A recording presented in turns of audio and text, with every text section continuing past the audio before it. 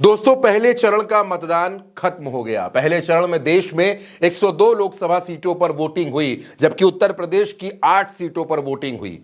नगीना, कैराना, मुजफ्फरनगर, सहारनपुर, रामपुर, पीलीभीत, बिजनौर, इन तमाम सीटों पर मतदान हुआ। इन तमाम सीटों पर आज वोटिंग हुई और वोटिंग के दौरान जिस तरीके की तस्वीरें सामने आई, उन्होंने भी लोगों को खूब हैरान किया।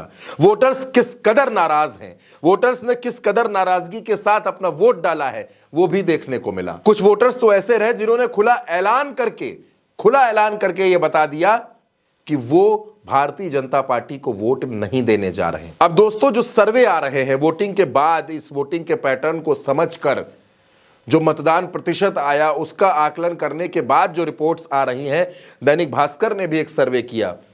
दैनिक भास्कर ने हवा का रुख बताया और हवा के रुख में उसने बताया कि इन 102 सीटों में से कम 47 सीटों तक इंडिया गठबंधन जीत सकता है, और जबकि बीजेपी बहुत पीछे है, 42 सीटों के आसपास, 45 सीटों के आसपास सिमटती हुई नजर आ रही है। यानी इंडिया गठबंधन पहली लड़ाई जीतता हुआ नजर आ रहा है। यानी 102 सीटों पर भारतीय जनता पार्टी, एनडीए की बोहनी खराब होती नजर आ रही है। और यही वजह है जिस वजह से भारतीय जनता पार्टी के नेताओं में, कार्यकर्ताओं में वो उत्साह देखने को नहीं मिला, जबकि इंडिया गठबंधन के प्रत्याशियों में गजब का जोश दिखा।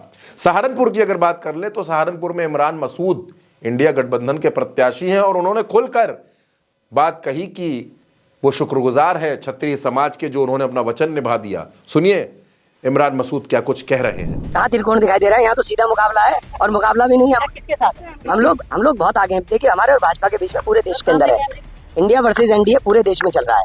तो हमें कहीं कोई मुकाबला ऐसा महसूस नहीं हो रहा कि हम कहीं मुकाबला कोई दिखाई दे रहा है। हमारा चुनाव एक तरफा बहुत भारी वोट से जीतेंगे। दोस्तों, इस पूरे चुनाव में कई तरीके की तस्वीरें देखने को मिली। क्षत्रिय समाज की नाराजगी सिर्फ उत्तर प्रदेश तक सीमित रही हो ऐसा नहीं, बल्कि राजस्थान, मध्य प्रदेश में भी क्षत्रियों की नाराजगी देखने को मिली। अब पहले चरण के बाद यह तस्वीर तो साफ हो गई कि देश की जनता का मूड क्या है।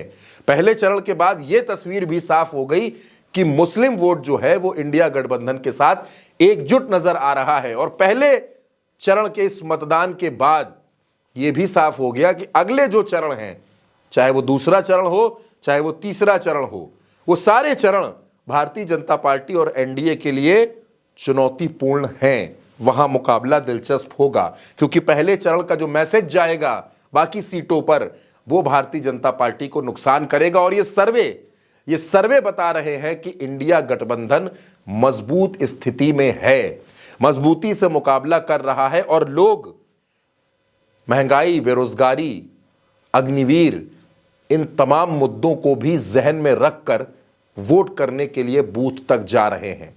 और दोस्तों, जिस तरीके से अगर हम पश्चिमी उत्तर प्रदेश की बात करें, जिन 8 सीटों पर कहा जा रहा है कि बीजेपी की हालत खराब है, तो अगला जो चरण है वो भी पश्चिम की बेल्ट का चुनाव है। वहां पर क्या कुछ होगा ये जानना बेहद दिलचस्प होगा। अगले चरण की वोटिंग 26 अप्रैल को होनी है, लेकिन उससे पहले चरण ने एनडीए और बीजेपी के नेताओं की चिंता को बढ़ा दिया है दोस्तों।